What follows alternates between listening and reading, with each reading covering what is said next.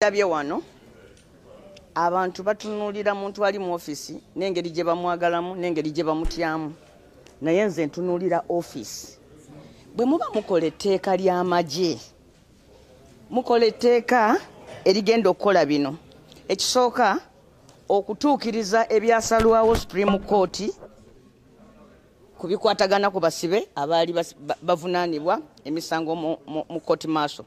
Ekyokubiri okutereza bupya structures za UPDF. Ekyokusatu okutereza emirimu, clarifying on roles and responsibilities. Ekirala okugivinga operational effect ku mirimu gya UPDF. Kakati bw'ogamba nti oyagala kukola mirimu egyo egikwata mu structure, mujjukira mulimu ebyennyambala, mulimu structuring, zireetamu ekitongole ekipya ekya SFC, ebyo byonna. Naye n'ogamba nti oyagala obikole nga towulidde kuva ku office evunaanyizibwa kussa bintu ebyo mu nkola. Because lwaki nti bano bateeka omuntu mu office naye ndowooza tebamwesiga nti asobola okuyimirira mu lukiiko olutongole n'abaako byayogera ebyobuvunaanyizibwa. Naye bw'obanga ekyo si kyotya, tubadde n'abantu abakulira amagye. Buli mirundi we tubadde twogera ku nsonga enkulu mu magye nga bajja wano tebabaako bye boogera eri paalamenti. Kinneewuunyisa nti tulina kaakati omukulembeze w'amagye abeera eyo olw'okubulwa ebifo ebitongole mwayogerera kyemuva muwulira ng'ali eyo abeera mu social media n'ayogerera eyo. Ekyo kikulaga nti alina ebimuli ku mutima byayagala okubuulira eggwanga. Naye ate kakati basaba tumuwe omukisa ajja abyogerere wano awatongole. Olaba abantu n'okwogera obwogezi ku linnya lyo banga akoze ensobi ey'amaanyi, bonna bonna obalabye nga balinganga benfumisa empiso, nga bonna buli omu afuba nnyo ayogere akaayane. Kineewuunyisiza nnyo.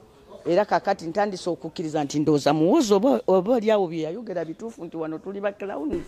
Otherwise bwe tuba nga tuli babaka ba paalamenti abatuufu, muntu ki ku kiseera kino eyaligambye nti paalamenti tesaanidde kwogera na mwami Muwoozi? Ku kiseera kino n'ebigenda maaso mu ggwanga n'ebiriwo n'ebikwata ku tteeka lino, paalamenti ki ng'ekola omulimu gwayo mu butuufu nga bwe twalayira okukuuma ssemateeka?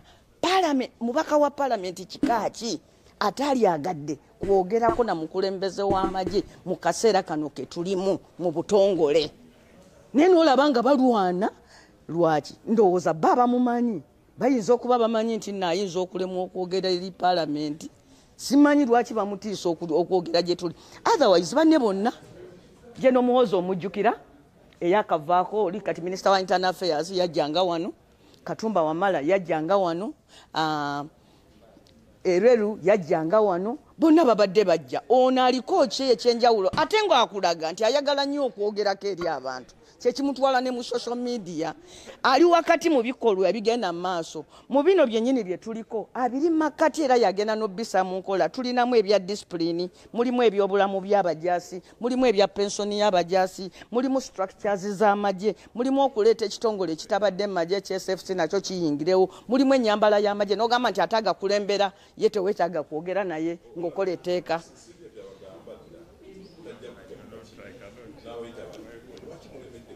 Okusinziira ku kusalawo kwa speaker yagambye tuleme gendera ku bye tuwulira mu social media. Tetumuyitangako mu butongole, n'olwekyo nze kyenvudde njagala tukikole mu butongole tulabire ddala oba biri bye twogera, kubanga ennaku ezo nalaba awandiise ng'alinga agamba bwe bye byawandiika mu social media abasaagamu. Kati mbadde njagala ajje wano tuve mu by'okusaaga twogeremu ebyaki ebya ddala. Nkifunye. Mbadde njagala kumanya oba akakiiko kano keetengeredde. Ntandise okutya tetwetengeredde. Otherwise ekiteeso kyendeese kirungi ennyo kyali wagiddwa buli muntu n'akisiima. Era mmanyi ne CDF agenda banyiigira okumumma omukisa ogw'okujja okubaako input gy'akola mu tteeka lino. Wow. Ekiriwo omulenzi wa kuno yeeyita commander ne chief wa kuno yeeyita omunene wa kuno Muhoozi Kani Rugaba mutabani waayo Kaguta Museveni ye mu mentality ye mugambire mulimba kimu mumatiza kimu nti gwe byonna mu byonna nti gwe kabaka gwe naddamula walabya amajege yayiye ggulo okukyebe kya national platform yayiye lwa butiitizi yali Nice FC nayiwaawo yonna bonna bambadde zi night vision oba bagenda kulaba kyemisana walaba yayiye bali nayiwa buna naino bekweka kati bati okulabibwa olaba bambala zi mask if you are not criminals lwaki mwekweka lwaki mbamu mwambala mask ensere mekubategeera mwe exactly mwe mwani kumbanga bikola bya mateeka okitegedde kubanga bakola si bya mateeka singa if they were doing this because they are handling criminals gangs okitegera ekyo okibika kuno gamba why abantu bakola nabo batemu bajja kubatta naye bemukola nabo bannayuganda bannammwe bemutuusaako obulabe naye tebagala abalabe kubanga mmwe bikola bya butemu enembera bwetu abasirikale kubanga bambala exactly bwe bati baba kulagana n'ebibinja by'abatemu nga bati abannaye bannaabwe bajja tulabeeyo batutuuseeko obulabe nga tutambuleyo mu free time zaffe nga tulina okwekweka naye nga okolagana n'abannayuganda bo responsible okukuuma batakulinaako obuzibu batalina muno babayeekera babatujju tebalina buzibu naawe naye nkubagwe batuusaako obulabe kati otya okukulaba amateeka okukwatako naye nze nkubuulira one day you'll be accountable and you will answer for your crimes bino byonna mujja okubisasulira bino okitegera bino babikola lwa mukulu oyo kubanga mutiitiiza atya nnyo okitegedde yeekengera buli kimu batya ne batudde batya n'ebisikiize byabwe kati batya ki ekigenda okujja batya kuyimirira mu kaguli kwanukula bibuuzo by'abannayuganda ebikolo bazze bakola nabagwe edi mutu embeera gy'alimu nga tasobola nakubira musajja kankana bukankanye naye olwa ebyo ebikola jena muhoozi byamukola okitegedde atasobola kuva ne expressing nagaba nayo olina obuzibu buti ne buti bukolebwe buti ne buti naye nga alina kukwata bannayuganda batalina kye bamukoze n'abasala engalo n'abasalaasala n'abakola batya kubanga atya enso okumanya amazima amatuufu kyekigenda mu maaso okitegedde n'okuba nti batya okuva mu ntebe okubatuusa okubasimba mu mbuga z'amateeka nate nga bajja kusimbibwamu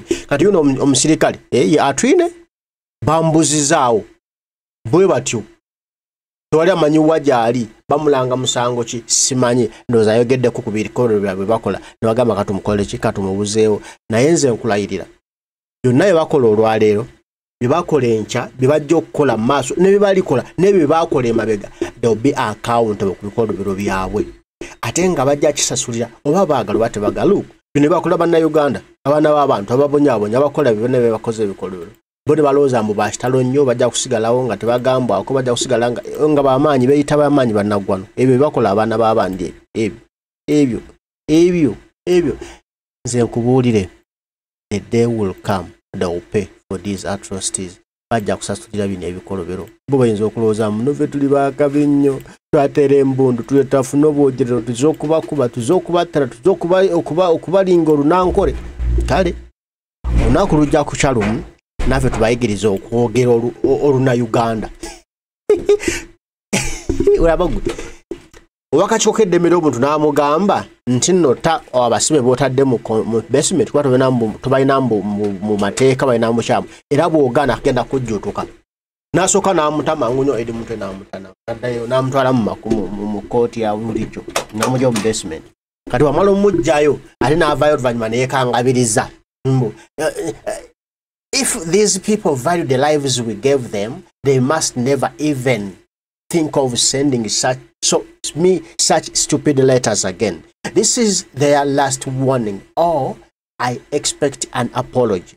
Okitegedde okusinziira ku bulamu bwe twawa bano abantu agamba ffe agamba wakyokedde ly'obuntu nti yamuwa ebitebe mweyenyoolera n'emmotoka ennene ezirina osisimanya essi nti talina kwogera alina kusirika kubanga asasula omusaala kambuuze sente zisasula wangadya za muhoozi oba zizoggwa omuwa omusolo waliwo lipooti aganda omuhoozi alina omusolo gwe yali awadde ye nga akola mulimu ki ekitegedde waliwo lipooti aganda yali awadde ku musolo ebyo byonna babitya kubanga they will be accountable nga tuleeta tusaba accountability yaabwe bajja tulagana emirimu gyabadde bakola dde bagiweere omusolo okitegedde ebikolwa dde bakola dde babikola nga baani okitegedde naye amaze okutiitira omuntu n'amutwala mu kooti ate avaayo oluvannyuma akangaza alage mbuno tatya mbw akangakanga naye nga yamutadde meaning they are in fear they are trembling, they even doing mistakes because batya